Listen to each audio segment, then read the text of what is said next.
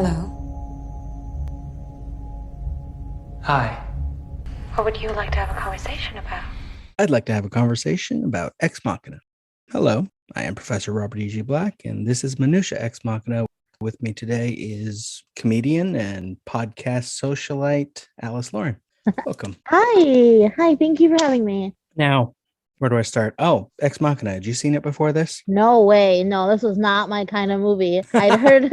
So, no, I mean, from watching a lot of Cinema Sins, I've heard the words Ex Machina before. Oh, yeah. But beyond that, I was like, I thought that's what this was about. I thought are they referencing every time they say, in Cinema Sins? I don't know. So, yeah. So you saw it recently. I'm wondering what you think of the idea of Caleb being, I guess, an android would be what they are. Oh, if he is one, is that Yeah. is that kind of why he was trying to open up his That's wrist? why he cuts open his arm, yeah. That was a very confusing time. Yeah.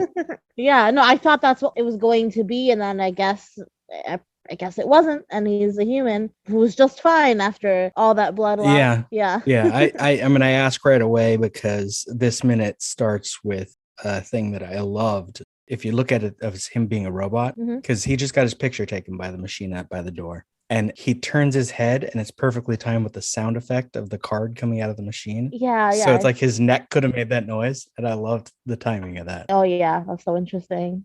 I hadn't noticed that previously, but yeah, I went back to watch that part, and I mean, it wasn't like snapping the neck, No. but he definitely he sounded like an android for sure. Not much happens in this minute. Caleb gets his key card and goes inside. He doesn't even make it very far. He gets down the stairs and across one room. Yeah, I was confused at the size because it looks like from the outside, it's like, oh, this is just, it looks like a shed. Mhm. I thought this is a doomsday shelter, a tiny one from the outside, a tiny home, kind of thing. But no, he opens the door and it's like, it's a TARDIS, it's so much bigger on the inside. Yeah. We don't see the space right by the door, Okay. but there is a small space up there and then the staircase down to another space. Yeah. And this is a hotel where they filmed this, and it's a bunch of weird little buildings built into the shape of the rocks and stuff around this stream. I would be terrified to go to this hotel. I don't know. Most of where they spend time in the movie is just a set. Like once they're down in the basement where there's no windows, it's all sets. It's not this place, but I like the look of this place with the rocks and the glass and everything else. Oh yeah. Oh, it's absolutely fascinating. Yeah. What is that called? Organic architecture, where they like deliberately try to blend in with the environment. And this was in Norway, right? Yeah. Yeah. Yes, this is the Juvet Landscape Hotel in Norway, which only costs $175 a night to stay there. I'd be terrified. I'd be like, am I going to get locked in by androids? Like, I don't know. I wonder how they're doing now, Yeah, with their business. I don't know. Apparently, it's a fairly popular place. Hmm. I don't know. I'd love to go there, but I'd love to go to Norway generally. Yeah. Oh, yeah, of course. When he looks at his card, it's got the great picture of him because he didn't know he was going to get his picture taken. Just imprinted on the metal of the card, which is cool. And the machine tells him, you may now enter the residence. The door chimes and unlocks, and he goes in. The music here, from the first time I saw this movie in the theater, I thought the music here sounded like the theme to Jurassic Park. It is really similar. Yeah, Right. I compared the two. It's close. I hope it was a coincidence. Maybe not. I don't know. Well, but it turns out it's less of a coincidence because what I thought is that this was the score for Ex Machina right here. This is something made for this movie by Jeff Barrow and Ben Salisbury, who I've talked about before because they did music for Annihilation. But apparently this music playing right here is just Schubert's Piano Sonata, number 21. Number 21, D960 in B flat major. Basically, it's one of the three sonatas that Schubert composed in the last year of his life. Just playing from somewhere. I think we're supposed to think he heard it. yeah, there wasn't any like significance of the piece. No, not that I could figure out. Huh. And so then I was wondering, maybe John Williams was specifically referencing that Schubert sonata in the Jurassic Park theme. Oh. And that's why they're similar. Okay. Is because like it was the other way around. Mhm. Essentially, that was copying something that existed from, I didn't put down a year, but Schubert was a while ago. Yeah. That he wrote this.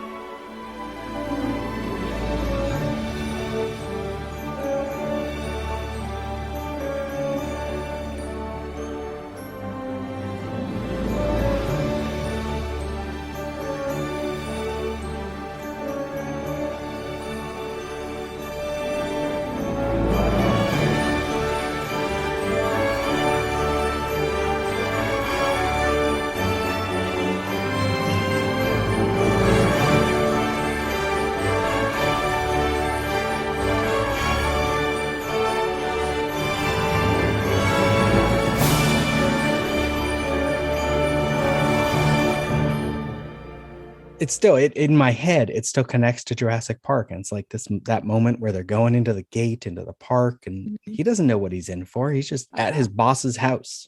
He doesn't know what's going to happen yet. Yeah. So it works. I hope it's not just a coincidence. I mean, it's the same kind of moment. Mm-hmm. Yeah. Especially because nothing has really happened so far in this movie. It's like we barely know this character. We barely know what's going on. And then we get this musical cue that, for me at least, is like, okay, there's going to be dinosaurs. I know what there is because I've seen the trailer, but it's going to be awesome. And so I'm looking for something exciting. I actually thought that the voice when, he's getting his key card, I thought that was going to be Ava.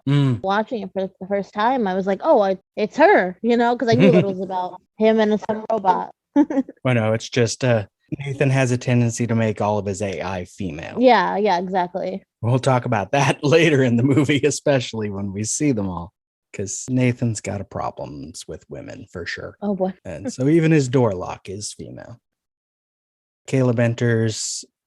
I like the camera lingers behind as he goes inside and the door closes. And the little light on the lock changes from blue back to red. It's from the point of view of the key card reader, I guess. Yeah, kind of.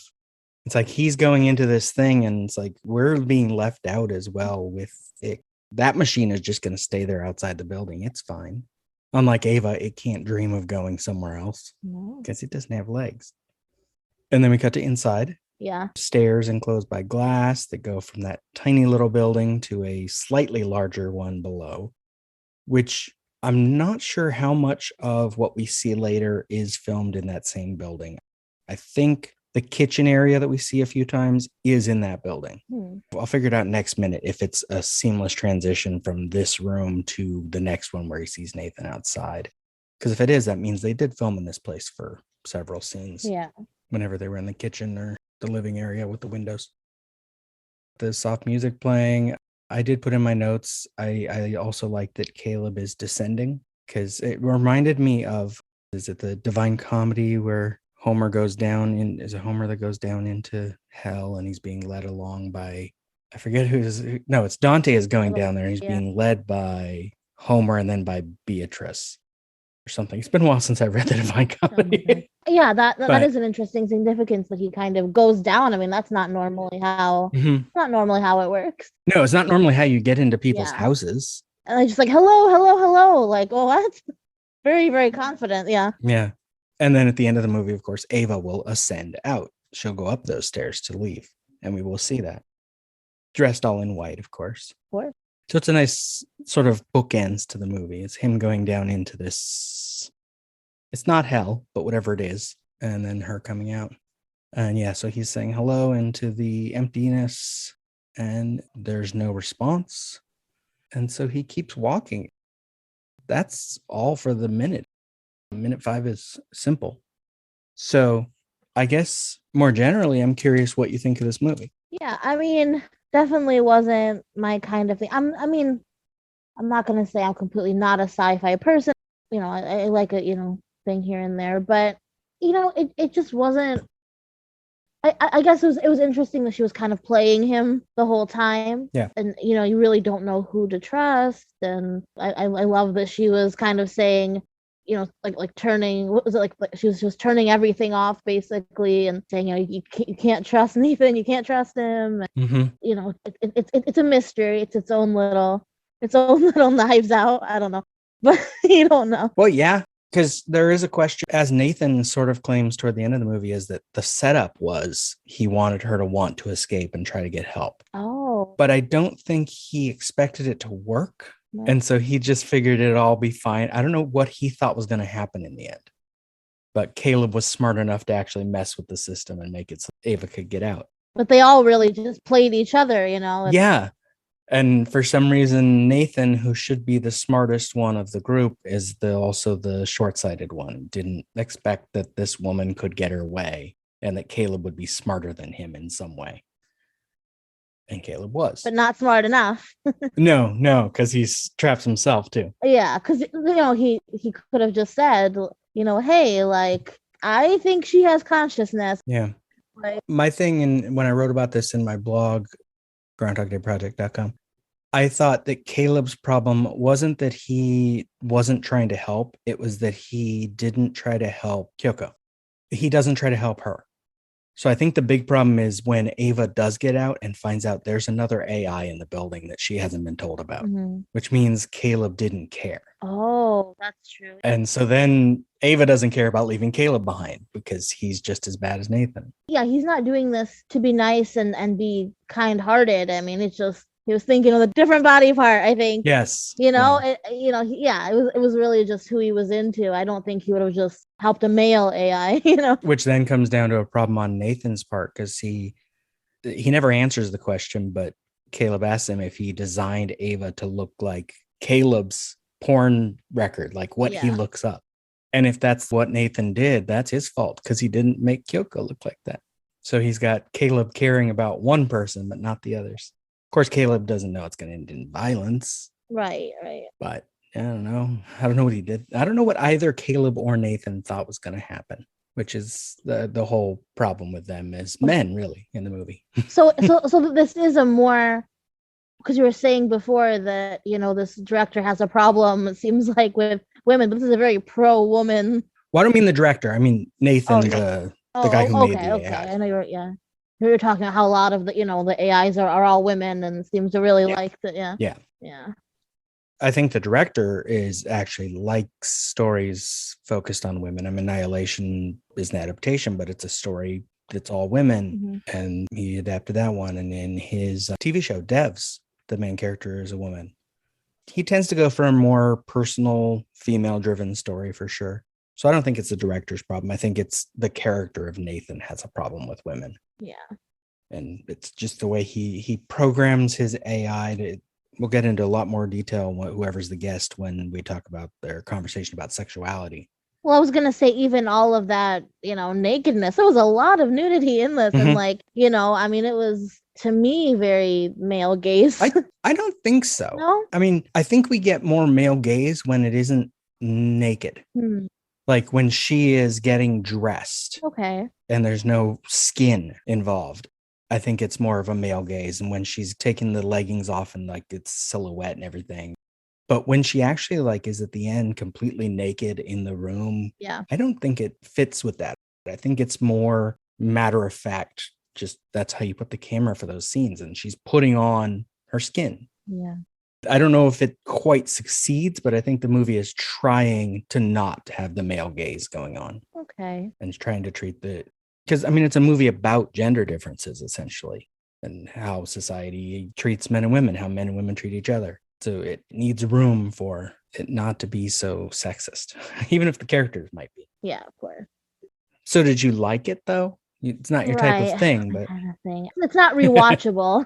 I don't think. Okay. Although, actually, I was going to say just about the scene where she was putting her clothes on to kind of show Caleb, like, you know, close your eyes. This is what, you know, I'd wear on our date.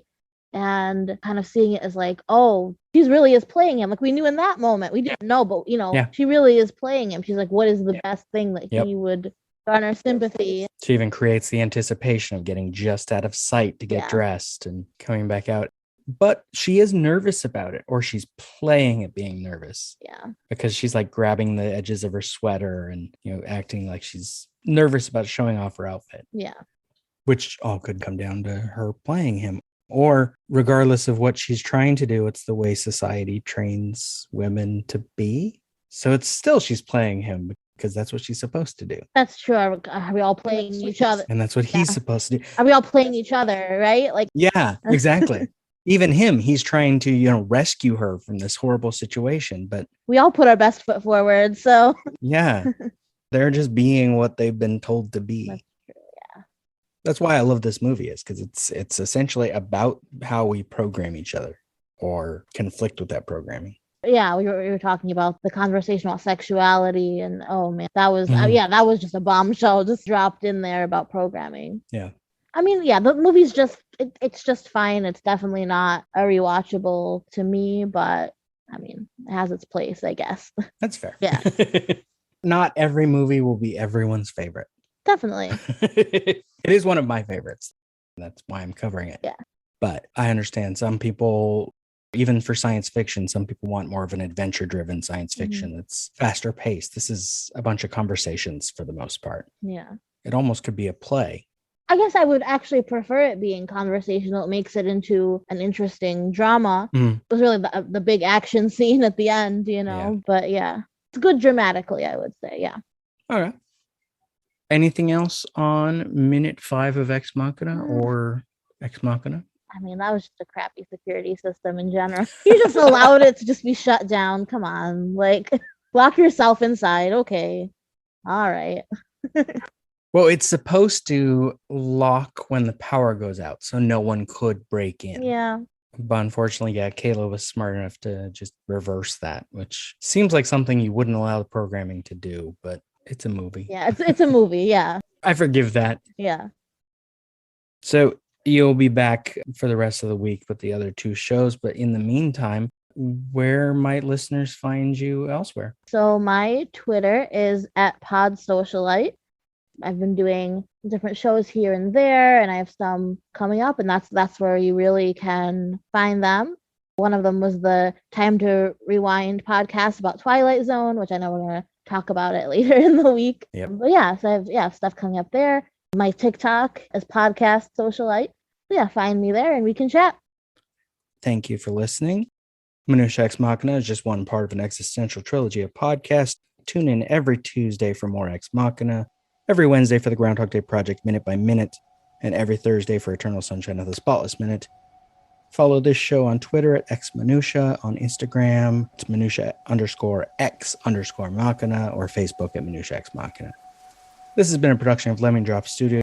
You can find links to more at lemmingdrops.com or join the Facebook group Lemming Drops Studio Tour. Also, you can support all my shows at patreon.com/lemmingdrops. Until next time. What imperative does a gray box have to interact with another gray box? Can consciousness exist without interaction? The real test is to show you that she's a robot and then see if you still feel she has consciousness.